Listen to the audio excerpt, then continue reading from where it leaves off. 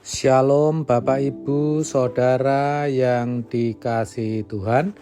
Seri pengajaran hari ini berjudul Sikap Hidup yang Berkenan.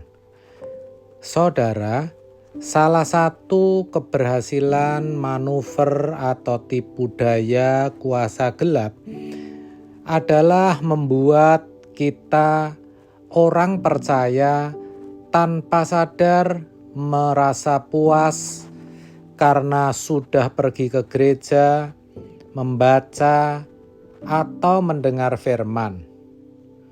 Padahal, kalau hanya membaca atau mendengar saja, belum tentu firman itu dimengerti dengan baik. Kalau tidak mengerti firman dengan baik, tidak mungkin firman itu terperagakan atau dilakukan dalam kehidupan sehari-hari. Hal itu juga yang diingatkan oleh penulis Yakobus dalam Yakobus 1 ayat 23 sampai 24. Sebab jika seorang hanya mendengar firman saja dan tidak melakukannya, ia adalah seumpama seorang yang sedang mengamat-ngamati mukanya yang sebenarnya di depan cermin. Baru saja ia memandang dirinya, ia sudah pergi atau ia segera lupa bagaimana rupanya. Dan kalau firman itu tidak dihidupi, tidak dilakukan, kita tidak mungkin memiliki sikap hidup yang benar, baik ketika diberkati, apalagi ketika keadaan yang terjadi tidak sesuai yang kita harapkan. Dan kalau sikap hidup kita tidak benar, kita tidak layak menjadi anak-anak Allah.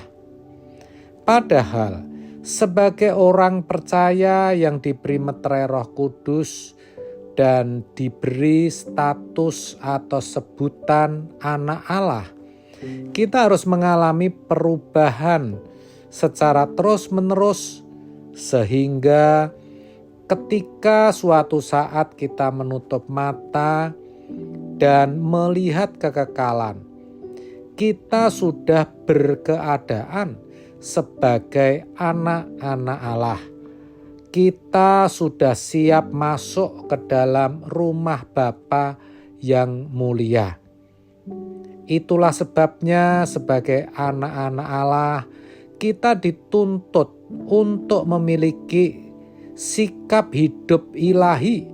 Artinya, kita harus bisa menyikapi dinamika atau gejolak kehidupan ini dengan benar. Jangan sampai sikap hidup kita melukai perasaan Tuhan atau tidak berkenan kepadanya. Setiap kalimat yang kita ucapkan, setiap pilihan dan keputusan, tindakan dan perbuatan kita harus senantiasa menyenangkan hati Tuhan. Masalahnya, tidak semua kejadian atau peristiwa yang kita alami selalu mulus dan nyaman. Sebaliknya, yang banyak justru yang tidak kita harapkan dan yang tidak kita inginkan. Bagaimana orang yang kita tolong justru berkhianat, anak yang kita besarkan tidak tahu balas budi, bahkan menterlantarkan kita. Istri yang tidak menghargai, suami yang tidak menafkahi, menantu yang tidak tahu diri, usaha yang gagal, orang tua yang lemah dan sakit sehingga menjadi beban dan sebagainya.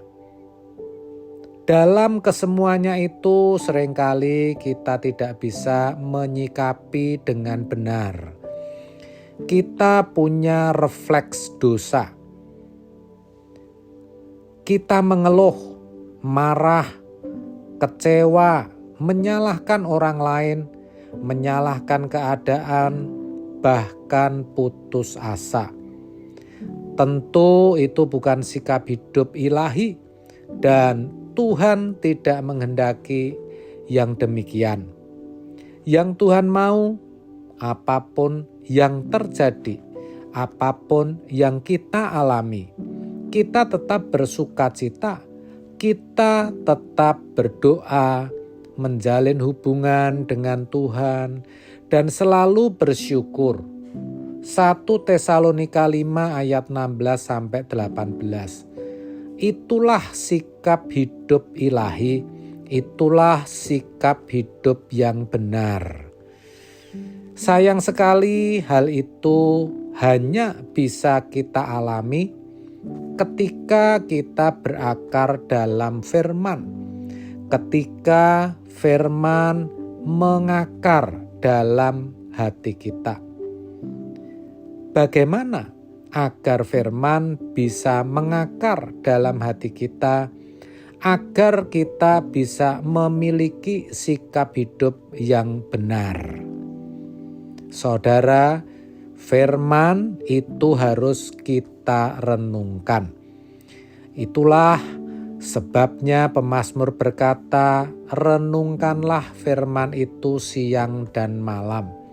Bahkan dalam kitab Ulangan 6 ayat 6-7 dikatakan bahwa perintah daripada Allah harus diajarkan berulang-ulang, harus dibicarakan dimanapun kita berada. Orang yang merenungkan firman pasti akan memahami dan mengerti maksud firman itu dengan benar. Sebab Roh Kudus pasti berbicara dan membimbing. Itulah sesungguhnya yang dimaksud dalam Yohanes 1 ayat 14, bahwa firman itu telah menjadi manusia. Dalam teks aslinya dikatakan firman itu telah menjadi daging. Jadi firman yang dipahami dengan benar, itu artinya firman itu telah menjadi daging. Jadi memang harus diakui merenungkan firman itu sangat penting, bagian yang utama dari kehidupan orang percaya. Sebab tanpa direnungkan, firman tidak bisa menjadi daging. Firman hanya sebatas pengetahuan saja. Maka tidak heran banyak orang yang memiliki pengetahuan yang cukup tentang firman, hidupnya masih sama dengan kebanyakan orang. Masih sering marah, bahkan kalau marah meledak-ledak, ucapannya menyakitkan, kasar, dan maunya dipahami. Tapi beda.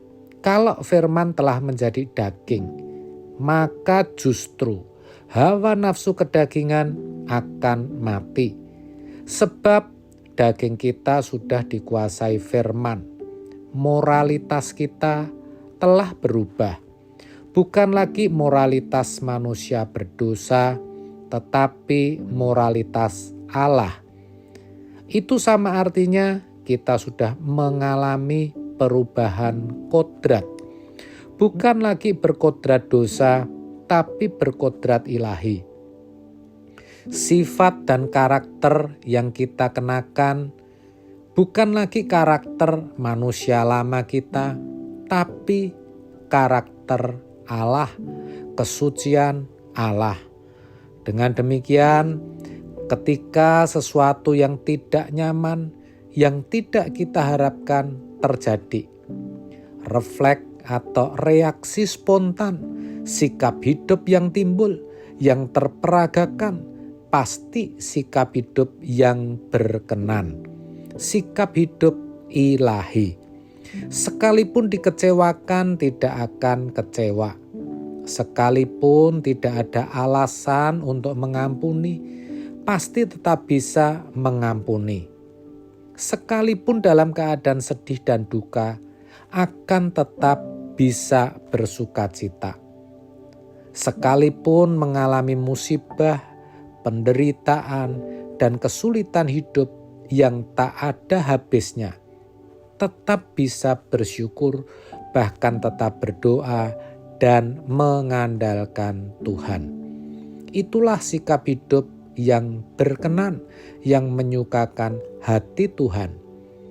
Dan itu bisa kita alami ketika kita mulai merenungkan firman dengan benar. Sampai kita benar-benar memahami dan mengerti, sampai firman benar-benar menjadi daging dan mematikan kedagingan kita. Amin. Tuhan Yesus memberkati.